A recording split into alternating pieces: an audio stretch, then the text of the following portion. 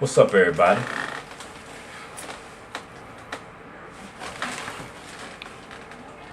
Hey, man, are you looking to make some serious muscle gains, man, next about 6 months, man? You are? Good. You're at the right place, man. Hey, I want to give y'all some advice on training lagging body parts. Got to jump on the juice, man. First of all, you should be hitting each of your body parts two times a week if you're on a 3-day split, right? So, you're getting about 5 to 6 days rest, so technically you should be hitting each body part twice per week. Now, as far as training your lagging body parts, you just got to do a little variations in your workout to put more emphasis in the areas where you're lagging, right? Let's say you're lagging in your shoulders, right? You don't like your shoulders. You got flat ass shoulders. You like a damn just flat. There's no slope or nothing. Just that shit just flat. So let's say it's chest, shoulder, and tricep day. So the first exercises you want to do is shoulder exercises, right? Compound movements. Most of your exercise should be compound movements. You shouldn't be doing isolation exercises to try to pick up your lagging body parts. Yeah, you should be doing compound movements like the shoulder press with a barbell or dumbbell shoulder press. Yeah. Which is the best exercise you can do for your shoulders. Yeah. I mean, after you do your compound movements for that lagging body part, you can do isolation movement. But in my opinion, I guess if I want to hit the muscle more, I'll just do more compound movements. Yeah. Right? Or if your chest is lagging, so you got great shoulders, right? Great shoulders and triceps. But for some odd reason, you got this damn bird chest.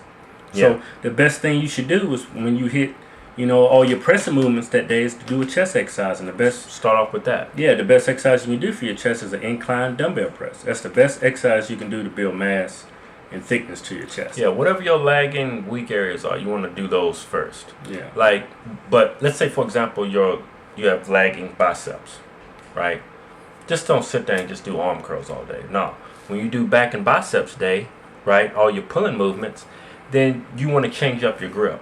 Let's say, for example, you do a lot of pull-ups or lat pull-downs, right? Or T-bar row. Or T-bar rows, right?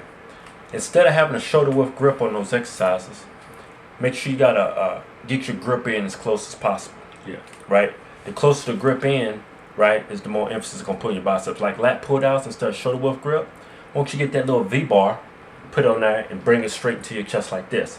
You're still working your lats and your back, but you put more emphasis on your biceps. Or when you're doing pull-ups, just do a closer grip.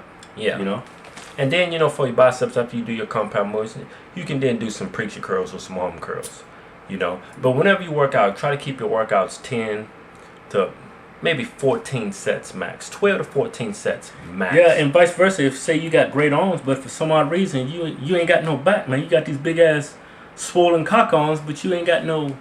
symmetry or any muscle mass to your back. So what you want to do is, instead of doing close grip, you want to get a wider grip. When you do pull-ups, when you do T-bar rows, you want to get a wider grip. It brings more of your back and your lats into the exercise. Same thing with legs. Say your lagging body parts is your calves. First exercise you should do is your calves. Yeah, and that'll warm you up for doing That'll your leg warm you up and exercise. get you ready for your squats. Yeah. Let's say you on your legs you have great quads, but your glutes are lagging, right? Or your hamstrings, your glutes and hamstrings is not lagging. Yeah.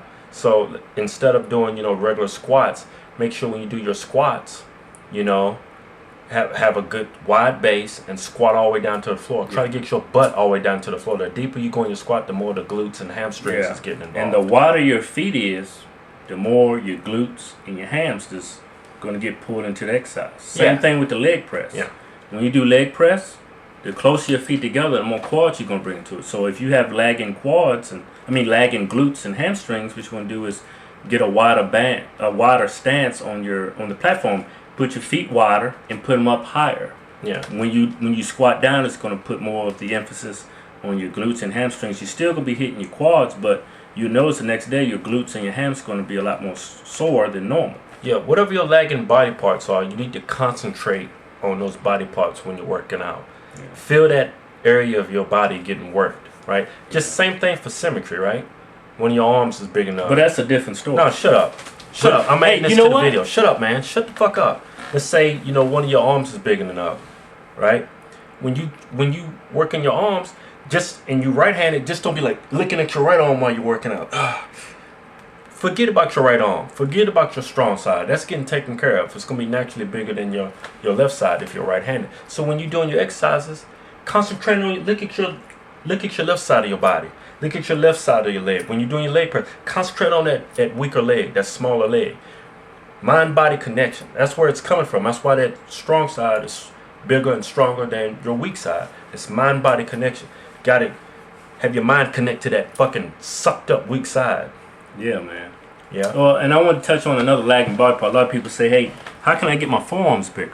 When you're doing arm curls, instead of getting a bar and doing an underhand grip, just do an overhand grip. It's going to get that forearm. Yeah. I'm not really into training forearms. Yeah, but people ask us all the time, man, my goddamn arms are big, but my forearms is like chicken wings. Yeah. Just do a forearm grip, an overhand curl. Yeah. You know? Yeah, you can do that.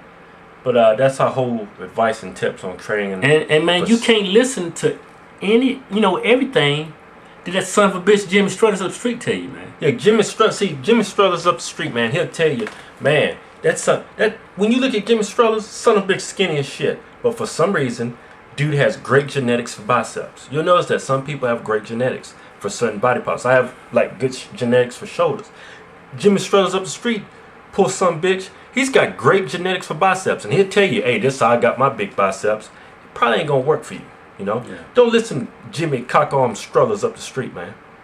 You know what I'm saying? Jimmy Struthers, he's got some good info, but you can't listen to everything that son of a bitch says. Yeah. But that's our whole advice on, training for symmetry, training leg and body parts. But at the end of the day, it's just advice, fellas.